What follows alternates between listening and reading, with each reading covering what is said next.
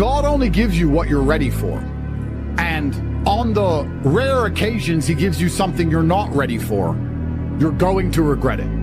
Ask yourself, do you deserve millions of dollars? You know you don't deserve it, and God knows you don't deserve it. And if he gave it to you, it would be a punishment. There's nothing worse than giving a person who's not ready for money. You know, I wasn't even rich till I was 27. And I think back and I thank God I wasn't rich when I was young. Because if I got rich before 27, I wouldn't be strong like I am now. And that's worth more than being rich. And I wouldn't have the lessons that I say to you on all these emergency meetings. And that's worth more than being rich. I like all the lessons I had when I was poor, because I have the poor man's lessons and the rich man's money. So if God's decided you need some more of the poor man's lessons, then that is a blessing. 80% of people who hit the lottery go broke in 2 years because they are thrust into a lifestyle for which their life has not been built up to. So there they are with a Bill Gates wallet and a Joe Pools Hall mentality. The universe is telling you there are lessons you need to learn. It's never smiles and rainbows. You do not get to wake up and scroll Twitter and make millions and smile. You have to wake up, do the right thing even though you don't feel like doing it, dedicate yourself, grind out brutal, terrible, hard labor. And if you do it the way you're supposed to do it, the lessons you will learn along the way makes money worth having. You see it all the time in Miami now, these crypto kids spending $300-400 grand on bottles in a night. Who cares? If you do manage to make a whole bunch of money, you need to invest in yourself. Because we don't give a shit about how much money you have. We care about the quality of your character as a man. That's what we care about. So ask yourself a question. If you were honest, do you want a 1% chance of making it today? Or do you want a 100% chance you're going to pull it off in 3 years? The intelligent people would say, well, 3 years of working, learning lessons along the way, plus a guaranteed success. I'll take the 3 years. But most of you, if offered that chance, you would take the instant gamble bet because you are so monumentally lazy that you would rather roll that dice, lose, and sit at home with no prospects, no hope, than dedicate yourself to something for a living. The 3 years it will take you to get to the guaranteed success are not wasted. They are spent teaching you things you're going to need to know once you get there to be the man you're supposed to be anyway.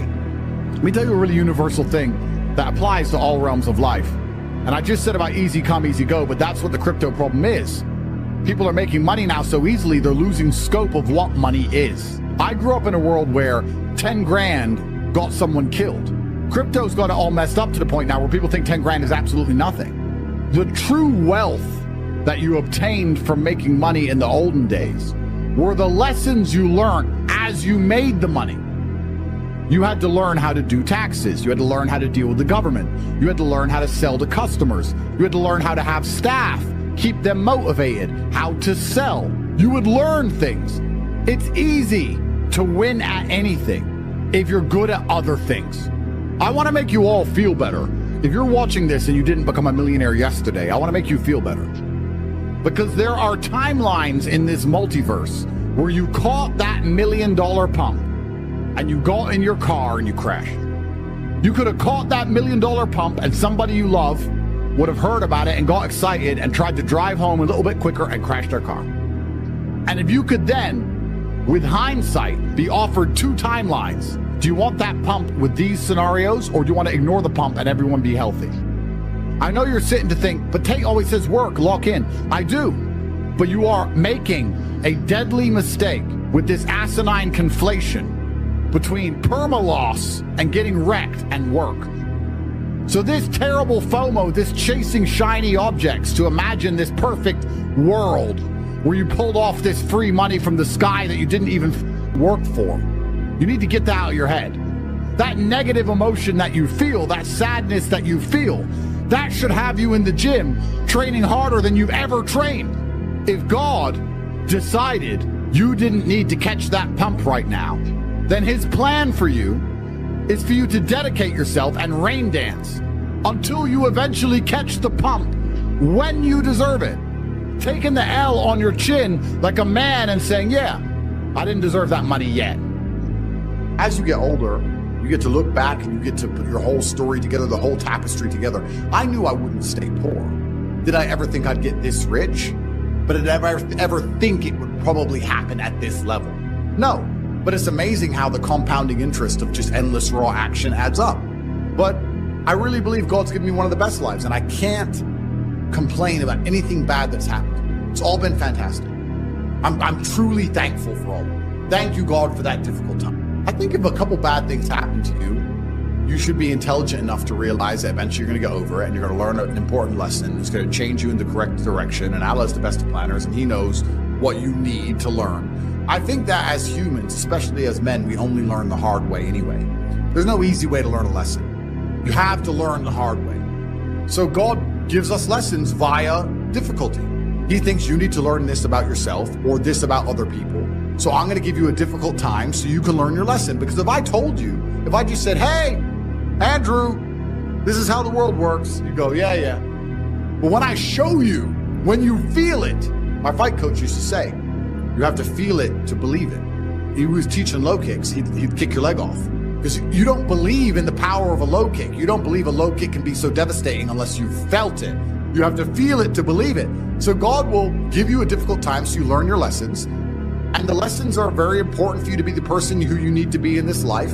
He's the best of planners, and I'm thankful for all the lessons He's given me. He's bestowed knowledge upon me. How could I not be grateful to God for making me so intelligent and wise and the ability to look into things so deeply and come up to the right decision and basically predict the future perfectly? How did I know how the world works? You have to have difficulty happening to you all the time. So when you sit and say, I want an easy life, what you're saying is you're a dummy and you want to be a dummy. You want to stay a dummy. I want an easy life and I don't want anything bad to happen to me, because even though it will teach me lessons, I'm too big of I can't handle the emotional pain. I can't handle the stress. So you want to stay a dumbass. I don't want to be a dummy. I want to be smart. If I want to be smart, then hurt me. All of the wisdom I have, all of this knowledge I speak, all of these things I say have been learned through basically difficulty of life, through professional fighting and being poor and all bad things happening to me and struggle. All of my lessons have been bad things, bad events, bad scenarios, bad situations, pain, suffering, anger, resentment. All of these horrible emotions are how I've learned everything. So I thank God for giving them to me. And anyone who wants an easy life wants to stay a dummy. What do you learn if you just get money, you buy a crypto coin, it blows up, you get some money, you sleep with some girls, you go to some restaurants? What do you learn about anything? When bad things happen to me, I just kind of enjoy it. Perhaps my whole life is not about trying to find comfort, it's trying to find challenges, and it's trying to find stories. Once you understand all of the bad things and good things that come into your life are a perfect plan from God Himself, you're going to be a lot less affected by the bad things. If something bad happens to you, it's part of God's plan. He knows what He's doing. In the end, you're going to be happy it happened. I often ask people, is there anything bad that's happened to you in the past at the time you were distraught about that you now wish didn't even happen? And truthfully, you're like, no, I'm kind of glad it all happened because of. So if you understand you're always going to get there eventually, why be upset about it now, right? If you know in a year from now you'll be glad it happened, why be upset about it happening now? You have to be cerebral enough about things. I think that a lot of people don't understand that it's all of the challenges and struggles that's going to make them, it's either going to make or break them. I was sent a study about stress from somebody. It's probably the best study I ever read. And it's talked about the placebo effect of stress. And it said that they took some of the most stressed people in the world, CEOs, etc. And the ones who believed that stress was really bad for them were dying earlier because of the cortisol inside of their blood. And they said stress was really bad for them, they were having heart attacks. But the ones who believed that stress was good for them and it made them perform, I perform under pressure, stress is good for me, they were living longer. So the same drug inside of their blood, how they framed it inside of their mind had different effects on their body. So from that point onwards, even though I already thought this way, I knew it was the right way to think innately because I've done pretty good in life that way. But this confirmed it. Every time I feel stressed or under pressure, I get excited. It's how you look at the problems and how you use them to fuel you. What's the problem for the average man today? What's the biggest problem? I think there's a whole host of problems. But what you have to do is frame it inside of your mind and understand that all of those problems are going to allow you, give you the fuel, the unlimited motivation that you need to become a successful and beautiful individual if you frame it in the right way. If you take a man and give him a life shielded from problems that he never has any to face, I guarantee you he's terrible at being a man. So the best thing you can do as a man is look and go, okay, this is hard, this is hard, this is hard, this is hard. I feel negative because these are all so difficult. I'm struggling with X, Y, Z. Let me internalize all of that and turn it into a superpower. Let me become genuinely uncomfortable with my situation in life and go and fix things. Because like I said, the universe is absolutely and utterly very giving. And if you truly hated being in the position you were in, you wouldn't be there very long. I think that the number one problem with the world today and the biggest problem that men face isn't the problems themselves. It's just the way that they've been taught to mentally frame issues. People think when bad things happen to them that somehow they're a victim to the universe and bad things only happen to me and this is so terrible. They don't understand that bad things happen to everybody. And the most successful person you know had all those, probably, maybe even worse, at least the same bad things happened to them. They just framed it differently and used it. So I don't pray for an easy life. As a man, 99% of the time, you're going to be stressed or annoyed about something that's just happened, currently happening, or about to happen. That's life. We live constantly anxious. We have a lot of things to do. And you either suffer the consequence of the stress it requires to be a somebody, or you suffer the consequence of having no stress because you're a fucking nobody and you work at Starbucks and then you're a no one. There's no escape to the eternal suffering of man. So many men say to me, oh, how I don't feel happy. I'm like, so? You think I'm happy? 7 criminal convictions. I got nearly $1 billion. I'm still stressed. I got criminal convictions, work to do. I was up at 6 a.m. I got to go here. I got to go there. I've got to train. I've got to do this. I've got to do that. At what point do you think you've earned the right to wake up as a man and feel happy? Losers have this problem with temporary motivation. A loser will come and say, I really want to change my life. I can't live like this anymore. And they'll mean what they say for about 2 days. And then they're happy to go back to being a loser again. You know, they really want it Monday to Friday, but on the weekend, they're happy to go back to how they were. And that's why they never escape. They never get the terminal velocity required to break free from the atmosphere of mediocrity. I'm conditioned to win, but I'm not going to lie and pretend that that mindset means I live stress-free. In fact, I would argue that I adopt endless stress all of the time because I'm looking for problems to solve, because I'm looking for money to make. I'm looking to win. There's nothing more beautiful than absolute accountability as a man. Absolute accountability for all things, both the good and the bad, to blame absolutely everything on themselves. I promise you, if you stop making excuses, you stop waiting and praying for some kind of better future, and you wake up every day and say, all of the good in my life is my fault, and all of the bad in my life is my fault, and I'm the only one who can fix this. It's never going to get better by itself. It's never going to be easy. I have to win by force. I must force myself and my mind to brutally perform. There is a degree of comfort that comes when you understand that the power is within your own hands. You do not have time to waste. If you make money now inside the real world and invest correctly, any one of you can be retired from ever working a matrix job in 3 years from now, guaranteed. You must escape the work, consume, die cycle. You must escape the matrix we are trying to show you now. When times get tough, meritocracies appear. Let me give you an example. Let's imagine we're running a company, and this company has a whole bunch of easy sales. Let's say we're selling cars and everybody wants one of our cars, right? So a bunch of people are walking into the car dealership and we have 5 salesmen. 1 is really good, 4 are average.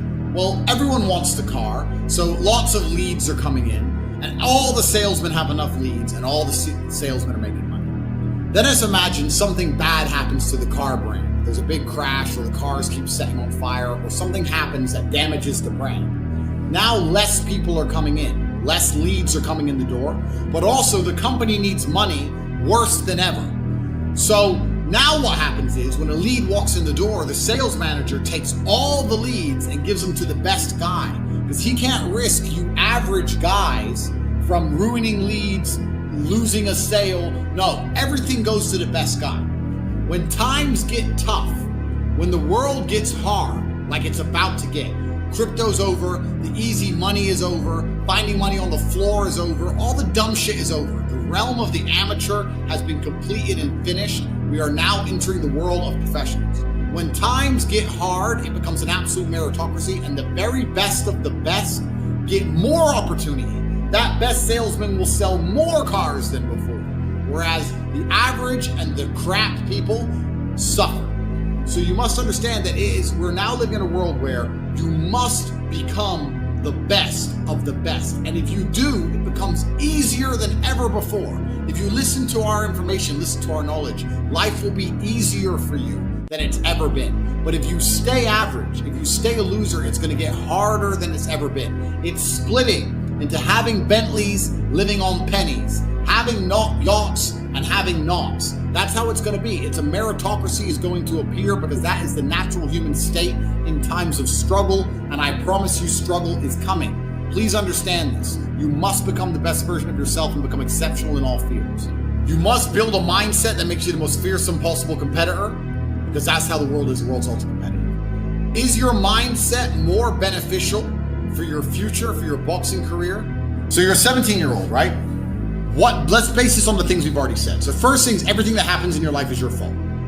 You breaking your ankle was your own fault. Have you sat and truly analyzed that and accepted that? I don't know if you slipped. I don't know if you made a mistake. I don't know if you wore the wrong shoes when it was raining and icy. I don't know if you were busy texting on your phone and you ran into something and fell over. Whatever it was your fault, because you could walk in a way where you don't break your ankle, and in this particular circumstance, you did not do that, so you must accept responsibility. Firstly, it's your fault. Secondly, you must build a mindset that makes you the most fearsome possible competitor. Is your mindset better for you as a whole when it comes to your recovery, your ability to walk, your ability to box again, if you believe what the doctors say, or if you refuse to believe? If you say, no, I will just be very conscious when I move my leg and move my ankle, regardless of how it's injured. I'll make sure I step very precisely, very carefully. I will not make mistakes. I am a professional. I will be able to use my own leg to its full potential, and I will continue to box.